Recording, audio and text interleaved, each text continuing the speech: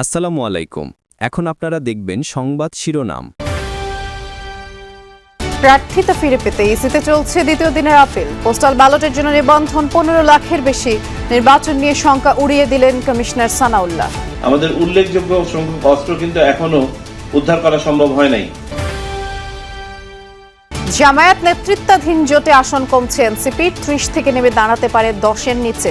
বাদ পড়তে পারেন কয়েকজন শীর্ষ নেতাও। সংখ্যাটা পুরোপুরি সেটেল হয় নাই। আনুষ্ঠানিক ঘোষণাটা যখন আসবে তখন আমরা সেখানে দেখতে পাবো। আমরা আপ্রাণ চেষ্টা করব যে জোটটা আমরা করেছি, জোটটার মাধ্যমে যেন ইলেকশনটা আমরা সম্পন্ন করতে পারি। উৎসবমুখর পরিবেশে জগন্নাথ বিশ্ববিদ্যালয়ে চলছে কেন্দ্রীয় শিক্ষার্থী সংসদ নির্বাচন। কঠোর নিরাপত্তায় প্রথমবার ভোট দিয়ে ছাত্রছাত্রীদের উচ্ছ্বাস। ভোট দেওয়ার আমেজটা অনেক বেশি, কারণ আমরা আশা করি সুষ্ঠু ও নিরপেক্ষ নির্বাচন হবে। আমি অনেক অসুস্থ ছিলাম, দিতে পারতাম না, বাট আল্লাহ আমার কপালে ভোটটা রাখছিল দেখে আজকে দিতে পারতেছি। আমরা চাই যাতে যোগ্য প্রার্থী আমাদের নির্বাচিত হয়ে আসুক, যাতে জগন্নাথের পাঠ্যপুস্তকে মুক্তিযুদ্ধের নির্মোহ ইতিহাস, স্বাধীনতার ধারাবাহিক বর্ণনার পাশাপাশি স্থান পেয়েছে বহু নেতার অবদান। আছে শেখ হাসিনার দুঃশাসনের চিত্র। বঙ্গবন্ধুর সমান সাইজের ছবি আর একজনেরই ছিল, সেটা হচ্ছে জেনারেল জগজিৎ সিং অরোরা। বাকি যে নেতারা ছিলেন তারাও তো অগুরুত্বপূর্ণ না, তাদের কারো ছবিই ছিল না, কারো সম্পর্কে কিছু লেখা ছিল না। ভারত থেকে বিশ্বকাপের ম্যাচ সরাতে আইসিসির সিদ্ধান্তের অপেক্ষায় বিসিবি। মুস্তাফিজ ইস্যুতে বিসিসিআইয়ের ভূমিকায় বিস্ময় পাকিস্তান ও শ্রীলঙ্কার দুই সাবেকের। মার্কিন আদালতে দৃঢ়ভাবে সব অভিযোগ প্রত্যাখ্যান করলেন মাদুরো ও তার স্ত্রী। জাতিসংঘে নিষ্ফল আলোচনা। আটক প্রেসিডেন্টের মুক্তির দাবিতে কোর্টের বাইরে বিক্ষোভ। আসসালামু আলাইকুম। এখন দেখবেন সংবাদ বিস্তারিত। ত্রয়োদশ জাতীয় সংসদ নির্বাচনে প্রার্থিতা ফিরে পেতে আপিল কার্যক্রমের আজ দ্বিতীয় দিন। রিটার্নিং কর্মকর্তাদের সিদ্ধান্তের বিরুদ্ধে আপিল কার্যক্রম চলছে। আপিলের প্রথম দিন ইসিতে মোট 42টি আবেদন জমা পড়ে। আপিল আবেদন গ্রহণ আগামী 9 জানুয়ারি পর্যন্ত চলবে। এরপর 10 থেকে 18 জানুয়ারি পর্যন্ত আপিলগুলি নিষ্পত্তি করবে কমিশন। প্রার্থিতা প্রত্যাহারের শেষ সময় নির্ধারণ করা হয়েছে 20 জানুয়ারি। মনোনয়নপত্র যাচাই বাছাই শেষে সংশ্লিষ্ট রিটার্নিং কর্মকর্তারা মোট 723 জন প্রার্থীর মনোনয়ন বাতিল করেছেন। এতে বৈধ প্রার্থীর সংখ্যা দাঁড়িয়েছে 1842 জন। জুলাই অভ্যুত্থানে থানা থেকে নিখোঁজ 15% অস্ত্র ও 30% গুলি এখনও উদ্ধার না হওয়ায় উদ্বেগের বড় কারণ মন্তব্য করেছেন নির্বাচন কমিশনার ব্রিগেডিয়ার জেনারেল অবসরপ্রাপ্ত আবুল ফজল মোহাম্মদ সানাউল্লাহ। সকালে চট্টগ্রাম সার্কিট হাউসে আইন শৃঙ্খলা বাহিনী সেলের মতবিনিময় সভায় তিনি বলেছেন, নির্বাচনে রোহিঙ্গাদের ভোট দেয়া রোধে এবং অবৈধ অস্ত্রের ব্যবহার ঠেকাতে কমিশন তৎপর। রোহিঙ্গা ক্যাম্প এবং সীমান্ত সিল করার উপরও তিনি জোর দেন। এছাড়াও নিরাপত্তা জোরদারে চেকপোস্ট বাড়াতে হবে। এক এলাকার সন্ত্রাসীরা অন্য এলাকায় গিয়ে যাতে নিরাপদে থাকতে না পারে সে ব্যাপারে আইন শৃঙ্খলা বাহিনীকে সতর্ক থাকারও পরামর্শ দেন তিনি। যৌথ বাহিনী অপারেশনটাকে আরো গতিশীল করার জন্য নির্দেশনা দিয়েছি, যেটা আপনারা অতি শীঘ্রই দেখতে পারবেন।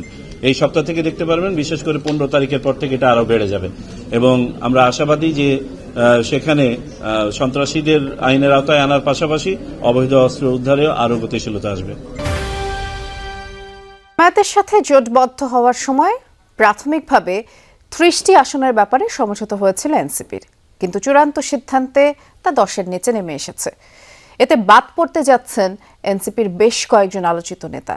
যদিও নির্বাচনী কৌশলের কারণে এখনই এ নিয়ে আনুষ্ঠানিকভাবে কোনো কথা বলতে রাজি হয়নি জামায়াত বা এনসিপির কেউই। দল দুটির নেতারা অবশ্য আভাস দিয়েছেন, সমঝোতার স্বার্থে কিছু আসন সংযোজন বিয়োজন হতে যাচ্ছে। সব চূড়ান্ত করা হবে 20 জানুয়ারির মধ্যে। মনোনয়নপত্র যাচাই বাছাইয়ের পর এখন চলছে আপিল শুনানি। তবে এখনো ঠিক হয়নি জামায়াত এনসিপি জোটের চূড়ান্ত প্রার্থী তালিকা। ঠিক কত আসনে এনসিপিকে ছাড় দেয়া হচ্ছে তা নিয়ে এখনো দ্বিধান্বিত দলটির প্রার্থীরা। তাই পুরোপুরি মনোযোগ দিতে পারছেন না নির্বাচনী। এ নিয়ে এখনই আনুষ্ঠানিকভাবে কথা বলতে রাজি নন জামায়াত এনসিপির নেতারা। তবে জামায়াত চায় জনভিত্তি ও জনপ্রিয়তা আছে এমন প্রার্থীদের চূড়ান্ত তালিকায় রাখতে। এই শর্তের বেড়াজালে কমে যেতে পারে এনসিপিকে প্রাথমিকভাবে ছাড় দেয়া 30 আসন। বাদ পড়তে পারেন এনসিপির অনেক শীর্ষ নেতা, যা নিয়ে ফের উত্তাল হতে পারে দলটির অন্দরমহলে। আসন সমঝোতা নিয়ে দল দুটির নেতারা বলছেন, কিছু আসনে সমন্বিতভাবে কাজ করা হচ্ছে, আর কয়েকটি ক্ষেত্রে অনানুষ্ঠানিকভাবে এনসিপির প্রার্থীদের ছাড় দেয়া হয়েছে। আমাদের সাথে তাদের চূড়ান্ত আসন সমঝোতার ব্যাপারে কথাবার্তা হচ্ছে। কিছু কিছু আসনে ইতিমধ্যেই জামায়াত ইসলামের প্রার্থীরা অনানুষ্ঠানিকভাবে আমাদের প্রার্থীদেরকে সেখানে ছাড় দিয়েছেন এবং আমাদের প্রার্থীদের সাথে তাদের এক ধরনের সমন্বিত কাজ হচ্ছে ওই সকল আসনে। যেহেতু আনুষ্ঠানিক সমঝোতাটা আগামী কিছুদিনের মধ্যে হয়ে যাবে, তখন আমার ধারণা যখন জোটের সকল শরিক একসাথে এক প্রার্থী এবং একটা মার্কার হয়ে প্রচারণা চালাবেন, তখন এই বিভ্রান্তিটা বা এই প্রশ্নটা কেটে যাবে। অর্গানাইজেশন যে সিদ্ধান্ত নেয় সেই সিদ্ধান্তের উপর আমরা কিন্তু অটল থাকি। কিন্তু যেই দিন আমাকে আমার অর্গানাইজেশন বললো, আমার আমির জামাত বললো এই সিটটা আমরা জোটের সাথে ছেড়ে দেব, মানে একেবারেই বলা যায় যে আমি নির্দ্বিধায় এটা মেনে নিয়েছি। জগন্নাথ বিশ্ববিদ্যালয় কেন্দ্রীয় শিক্ষার্থী সংসদ নির্বাচনের ভোট গ্রহণ চলছে। সকাল 9টায় শুরু হওয়া এই ভোটাভুটি বিকেল 3টা পর্যন্ত চলবে। সকালে কঠোর নজরদারির মধ্য দিয়ে ক্যাম্পাসে প্রবেশ করেন শিক্ষক, কর্মকর্তা ও কর্মচারীরা। বেলা গড়ানোর সাথে সাথে ভোটার উপস্থিতিও বাড়ছে। প্রথমবার ভোট দিতে পেরে শিক্ষার্থীরা বেশ উচ্ছ্বসিত। সার্বিক নিরাপত্তায় তারা সন্তোষ প্রকাশ করেছেন।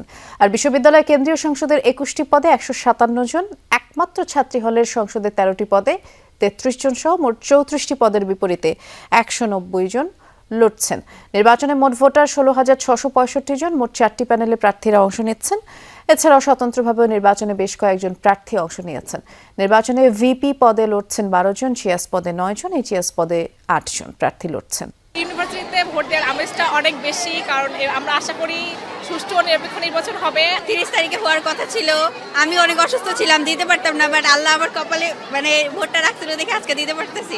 মিক্সড একটা ফিলিংস কাজ করছে, কারণ দেখা যায় যে একসাথে নার্ভাসনেস, একসাথে ভয়, তারপর আবার একটা চমৎকার অনুভূতি। সমগ্র পরিস্থিতি আশানুরূপ এবং কি সবার মধ্যে একটা উচ্ছ্বাস বিরাজ করতেছে যে দায়িত্বশীল যারা আমরা সহ প্রত্যেকেই দায়িত্বশীল ভূমিকা পালন করব। নির্মোহভাবে মুক্তিযুদ্ধের ইতিহাস তুলে ধরার চেষ্টা করা হয়েছে 2026 সালের পাঠ্যপুস্তকগুলোতে। গৌরবময় এই ইতিহাসে সব নেতার ভূমিকায় উল্লেখ করা হয়েছে নতুন বছরের বইয়ে। 3য় শ্রেণী থেকে 10ম শ্রেণীর সব বইয়েই আছে বাঙালির মুক্তির সংগ্রামের কথা। 5ম শ্রেণীর বই থেকে রয়েছে রাজাকার সহ স্বাধীনতা বিরোধী শক্তির কথা। এছাড়া এবারই প্রথম সাবেক প্রধানমন্ত্রী শেখ হাসিনার শাসনামলের বিস্তারিত তুলে ধরা হয়েছে। 1ম থেকে 10ম শ্রেণীর বাংলা ইতিহাস, বাংলাদেশ ও বিশ্ব পরিচয় এই বই। শ্রেণীর বাংলাদেশ ও বিশ্ব পরিচয় বইয়ে মুক্তিযুদ্ধের ইতিহাস তুলে ধরা হয়েছে বহু নেতার অবদান। শেখ মুজিবুর রহমান, জিয়াউর রহমান, মাওলানা আব্দুল হামিদ খান ভাসানী, সেই সাথে জাতীয় 4 নেতা, সামরিক নেতৃত্বে জেনারেল এমএজি ওসমানী, সবার নামই উল্লেখ করা হয়েছে যথাযথ গুরুত্বের সাথে। কমিটিতে থাকা অধ্যাপক সামিনা লুৎফা জানান, আগের পাঠ্যপুস্তক বিশ্লেষণ করতে গিয়ে নানান রকম অভিজ্ঞতা হয়েছে তাদের। তা আমি পড়তে পড়তে নিজে অবাক হয়ে গেলাম যে প্রাচীন বাংলার রাজধানী কোটালীপাড়ার কাছে কোথাও ছিল এরকম একটা জিনিস অ্যাড হলো। তো ওইটা দেখে আমি সেটা কি সত্যি নাকি, 20-এর ভার্সনে এটা ছিল না, কিন্তু 21-এ চলে আসছে এই একটা লাইন কোত্থেকে আসলো, এটা একটা প্রশ্ন হইলো আমাদের। এমন ইচ্ছাকৃত একপাক্ষিক ইতিহাস থেকে বের হওয়া কতটা চ্যালেঞ্জ ছিল? বঙ্গবন্ধুর সমান সাইজের ছবি আর একজনেরই ছিল, সেটা হচ্ছে জেনারেল জগজিৎ সিং অরোরা। বাকি যে নেতারা ছিলেন তারাও তো অগুরুত্বপূর্ণ না।